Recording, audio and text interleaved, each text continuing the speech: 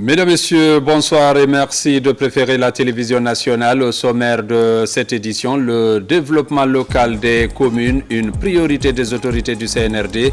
La dynamique est bien accueillie par les populations de Ouassou. Dans cette commune rurale, plusieurs infrastructures sont sorties de terre. Question d'améliorer les conditions de vie et de travail dans cette localité. Le programme d'assainissement se poursuit. La délégation de l'Union européenne en Guinée et ses partenaires accompagnent le programme. Ils étaient fortement mobilisés dans la capitale pour rendre propre la plage de la Jetée. Dans le domaine de l'élevage, plusieurs vétérinaires viennent d'être formés pour riposter contre les maladies d'origine animale. Cette quatrième cohorte va soutenir les éleveurs et autres acteurs de la chaîne pour mettre sur le marché des produits de qualité. C'est tout pour les titres. Une fois encore, bonsoir et merci de la fidélité à la télévision nationale. La commune rurale de Ouassou, préfecture de Dubreka, exécute son plan de développement local conformément à la vision du chef de l'État général Mamadi Doumbouya. Plusieurs infrastructures sont sorties de terre, notamment la Maison des Jeunes. Les autorités locales ont visité les chantiers et ont procédé à la remise provisoire de certains bâtiments. Reportage Aboubakar Junior Kamara. Koubia est l'un des districts de la sous-préfecture de Ouassou, préfecture de Dubreka. Ici, toutes les infrastructures de développement manquaient malgré l'exploitation des carrières de sable et de granit. Aujourd'hui, la tendance est inversée sous l'impulsion du sous-préfet et du président de la délégation spéciale. Les infrastructures sanitaires, scolaires et de la maison des jeunes sont sorties de terre. C'est les œuvres du président de la République. Vous savez, depuis le 5 septembre 2021, les forces de défense et de sécurité que nous sommes tous alertés pour le suivi de tout acte posé par le président de la République dans les différentes localités. Donc il est temps de le remercier et l'accompagner toujours debout comme nous le sommes pour les multiples réalisations et les gigantesques projets qu'il a pour la Guinée. Ce bâtiment flambant neuf va servir de maison des jeunes. Aujourd'hui, ils sont mobilisés pour la réception provisoire de ces infrastructures. La réalisation de cette infrastructure n'est pas la première. Il y a l'ANAFIC qui est à côté. Il y en a des forages dans les coins les plus reculés. Il y a les centres de santé de Koubia qui a été construit par le chef de l'État.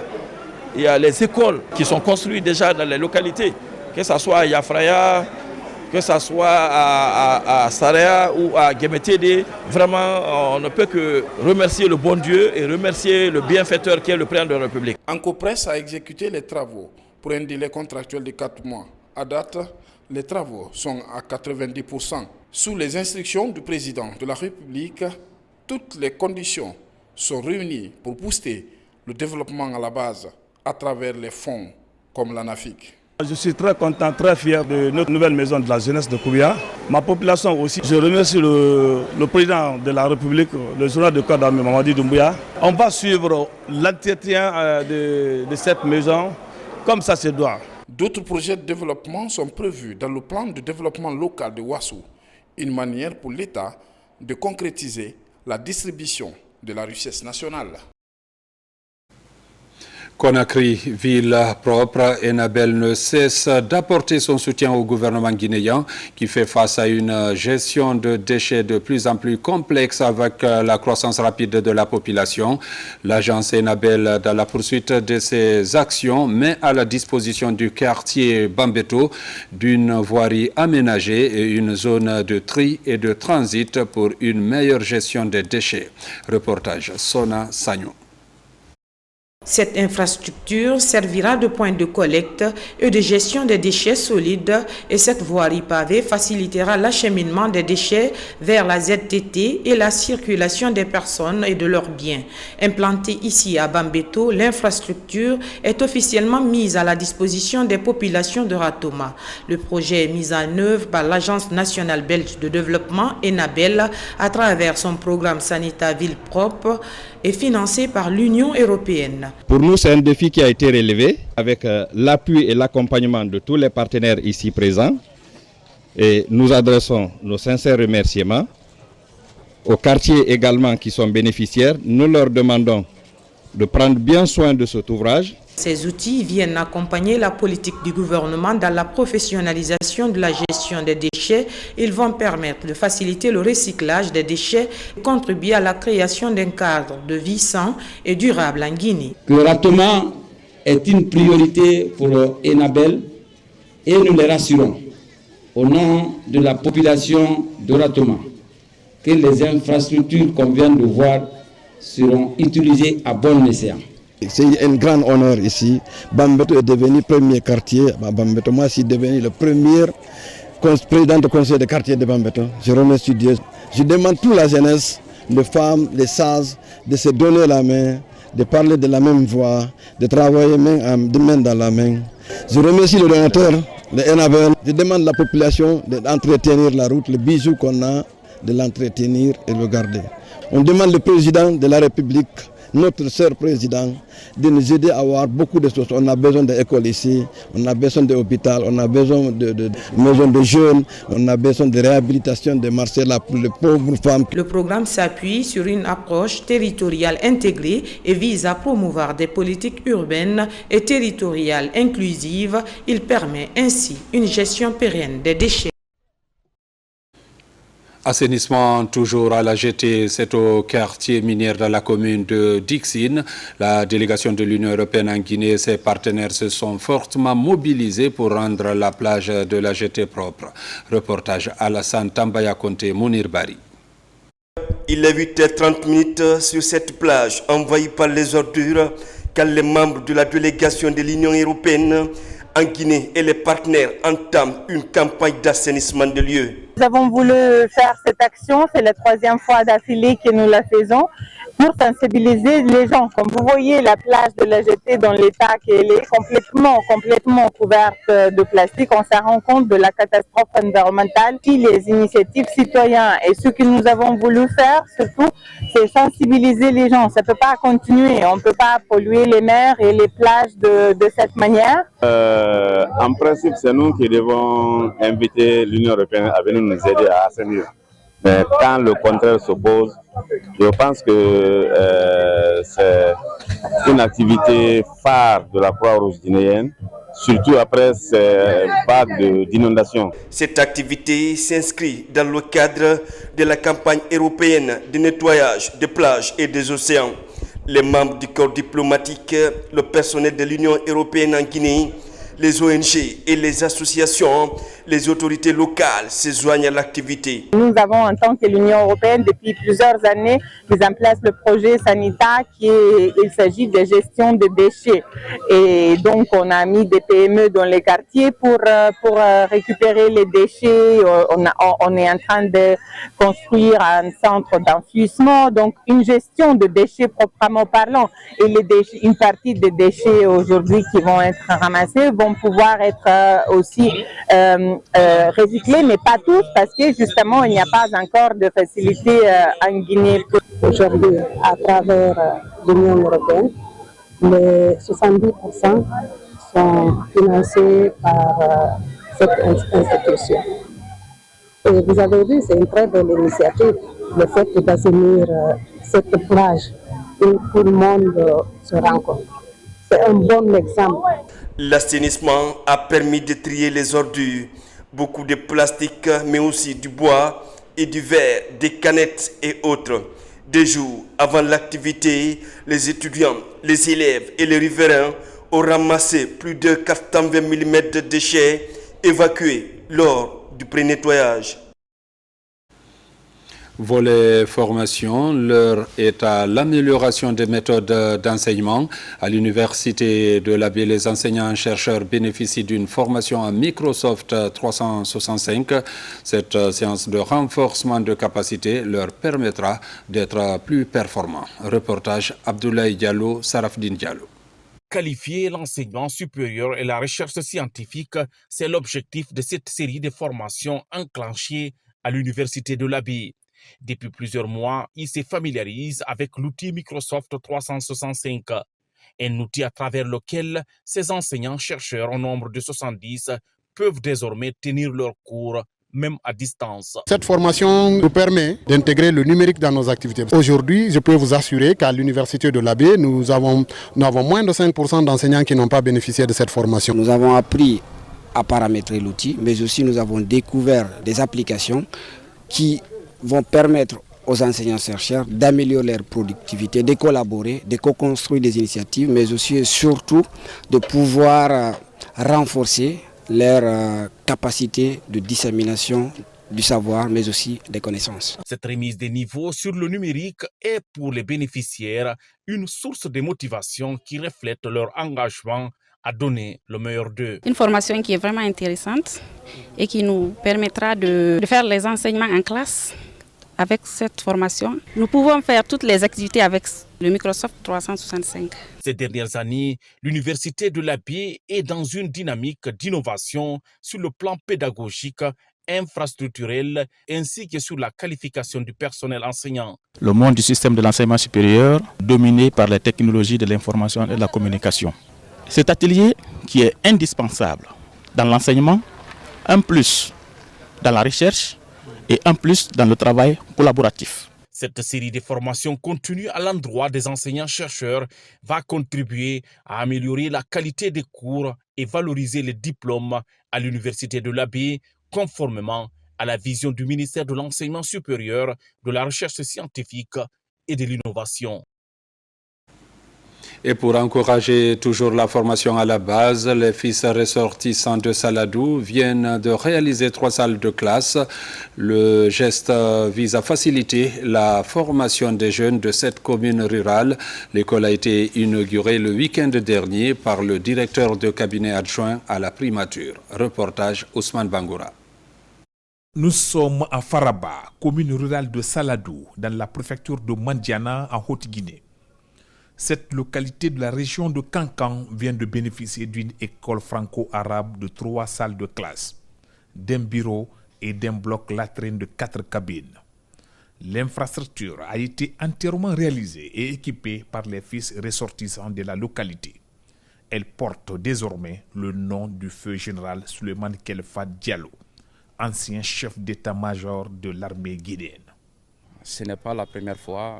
Nous avons eu la chance de construire des mosquées, de faire des fourrages, de fournir également des kits scolaires aux élèves et de la capitale, de Mamou, de la Haute-Guinée. Mais nous pensons qu'en tant que commune de l'État, toutes les fois que nous avons l'opportunité, on peut, n'est-ce pas, faire retour à nos sources et puis faire tant bien que mal une assistance. Et c'est ce que j'ai essayé de faire. La réalisation de cette école franco-arabe à Faraba est vivement saluée par les bénéficiaires. Depuis 30 ans, nos enfants étudiaient dans une seule classe en hangar, qui aujourd'hui est devenue un souvenir. Nous nous engageons à inscrire massivement les élèves et à assurer leur suivi. Nous remercions le frère Lansinem. Il pouvait passer, beaucoup de personnes ont passé ici qui ont plus de moyens que lui, qui ont vu l'école là sous le hangar, qui ne se sont pas intéressés. Mais lui, en tant que digne fils de la Guinée d'abord, digne fils de la région administrative de Kankan, digne fils de Mandiana et digne fils de Faraba. Votre don est d'une importance capitale pour nous, car il nous permet de soutenir les initiatives éducatives et de promouvoir l'apprentissage dans un environnement stimulant et propice. Désormais, la déperdition scolaire, la déscolarisation ou encore le taux élevé des enfants à l'âge d'aller à l'école seront un lointain souvenir à Faraba, dans Saladou, où les habitants pratiquent essentiellement l'agriculture et l'élevage. Dans l'actualité encore, 2 présumés bandits de grand chemin viennent d'être appréhendés par la direction centrale de la police judiciaire, accusés d'attaques à main armée, de vol et de détention illégale d'armes. Leur arrestation a été rendue possible grâce à la vigilance des agents de la CMIS numéro 4 d'Anta. Colonel Morikaba. Dans le cadre de sa mission régalienne de protection des citoyens et de leurs biens, la police nationale intensifie la lutte contre le banditisme.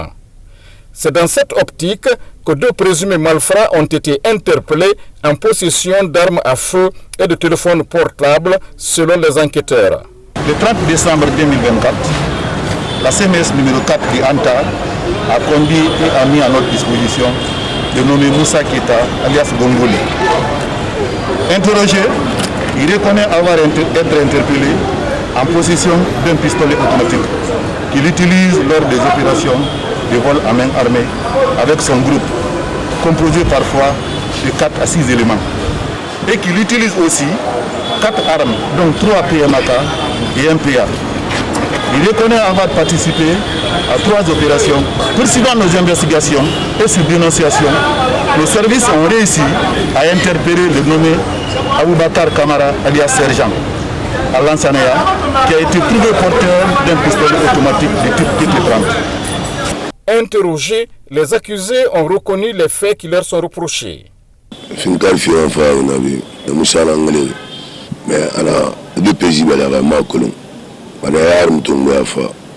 prends mon arme, je viens. J'ai été arrêté en possession d'une arme. J'ai fait des opérations à main armée à Dabondi. On a retiré la moto à quelqu'un.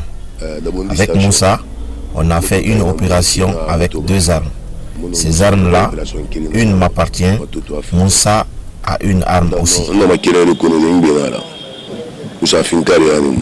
Il faut que les citoyens nous accompagnent et tout ce que nous demandons, c'est de collaborer. Parce que ces gens, ils vivent dans des concessions, dans des quartiers, ils vivent partout avec nous. Et il faut qu'on ait le courage de les dénoncer pour que nous puissions les interpeller. D'après les enquêteurs de la police judiciaire, ces individus sont des récidivistes ayant déjà eu affaire à la justice. Plus inquiétant, ils avaient été libérés de la maison centrale il y a seulement 6 mois. Ce mardi aussi, ils ont été présentés au tribunal de première instance de Mafanko. Pour garantir aussi la sécurité alimentaire, la lutte contre les chenilles s'organise et pour une riposte coordonnée, un atelier de renforcement de capacité regroupe dans ce sens agents de vulgarisation, chercheurs et agriculteurs sur la gestion des infestations de l'AKEA le long de la frontière avec la Sierra Leone et le Libéria. Reportage Sona Sagno.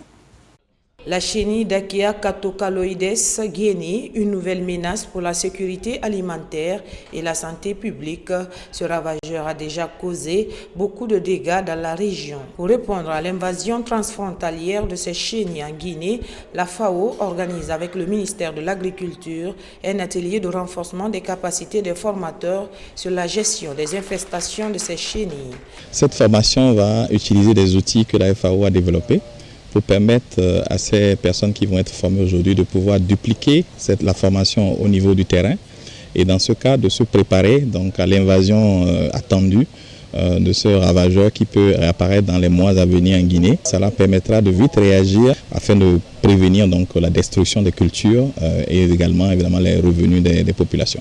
Il est nécessaire d'établir un système d'alerte précoce et de mettre en œuvre un mécanisme de contrôle biologique efficace et durable pour empêcher l'épidémie de devenir une préoccupation régionale majeure. Durant 4 jours d'activité, plus d'une vingtaine d'agents de vulgarisation, de chercheurs et d'agriculteurs et autres vont échanger sur les questions techniques liées à la gestion de cette menace afin d'acquérir les compétences pratiques nécessaires à la formation des agriculteurs.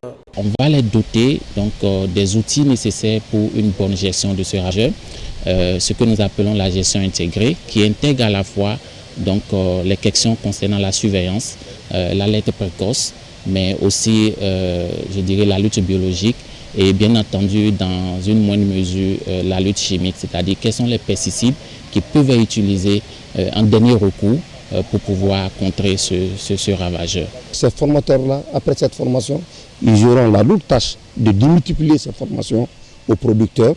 Donc le guide qui sera aussi mis sur place, ces conseils agricoles vont démultiplier, appuyer les producteurs pour mieux comprendre ce ravageur afin de le mieux gérer. Cette initiative témoigne de l'engagement commun de la FAO de protéger les cultures et garantir la sécurité alimentaire des populations.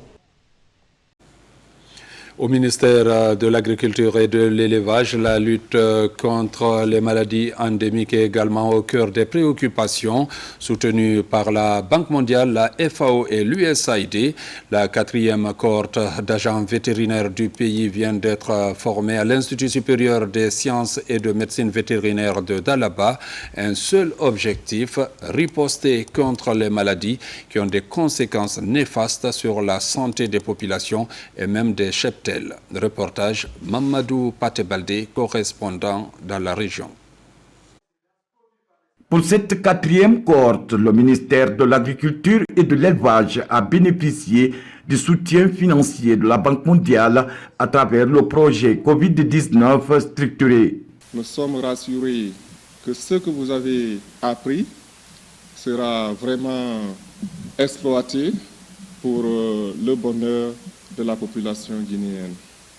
Et aux membres du jury, nous voulons vous rassurer que nous sommes une institution d'enseignement et que toutes vos recommandations sont tombées dans de bonnes oreilles. Piloté par la Direction nationale des services vétérinaires en partenariat avec la FAO, l'objectif était de renforcer les capacités des agents vétérinaires et de l'environnement en épidémiologie de terrain niveau de base ISAVET en vue de surveiller et de riposter contre les maladies animales, y compris les zoonoses. Voilà aujourd'hui en passe d'être certifié ISAVET niveau de base. À l'instar de vos collègues qui vous ont précédés, j'aimerais vous exhorter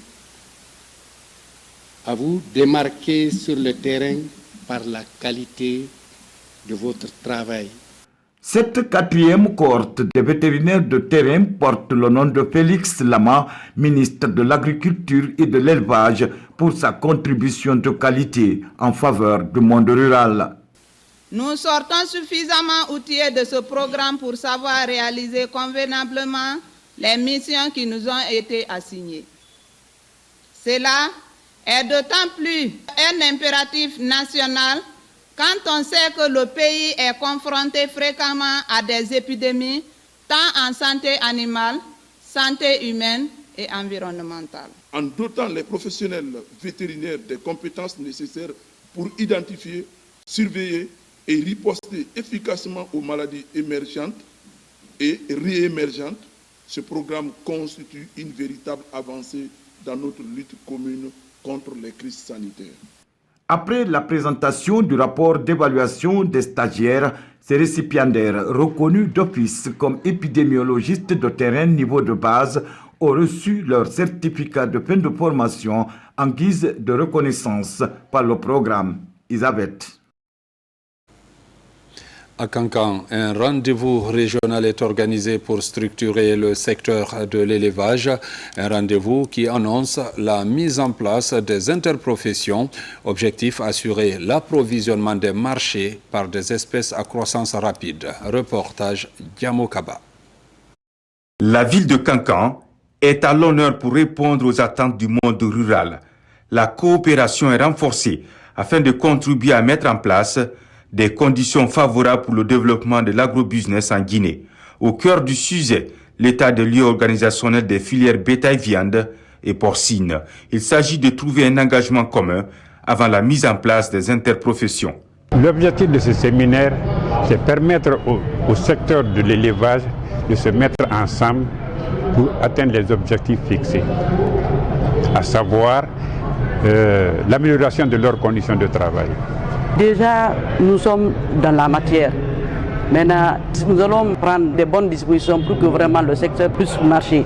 Parce que si le secteur de l'élevage marche, ça rentre dans l'alimentation de la population. La feuille de route du projet de développement de l'agriculture commerciale est révisitée pour édifier les producteurs, transformateurs et commerçants.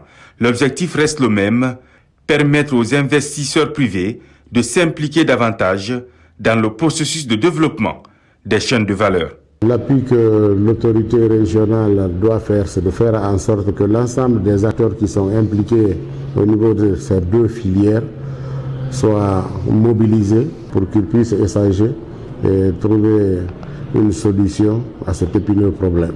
Ce financement de la Banque mondiale compte accélérer la transformation du secteur agroalimentaire en un secteur agricole commercial, performant, susceptible d'attirer des investissements privés. Au finish, il s'agit d'assurer l'approvisionnement des marchés à croissance rapide et créer des emplois et des opportunités économiques. Mesdames, Messieurs, c'est la fin de cette édition. Merci de l'avoir suivi et bonne suite de programme sur la télévision nationale.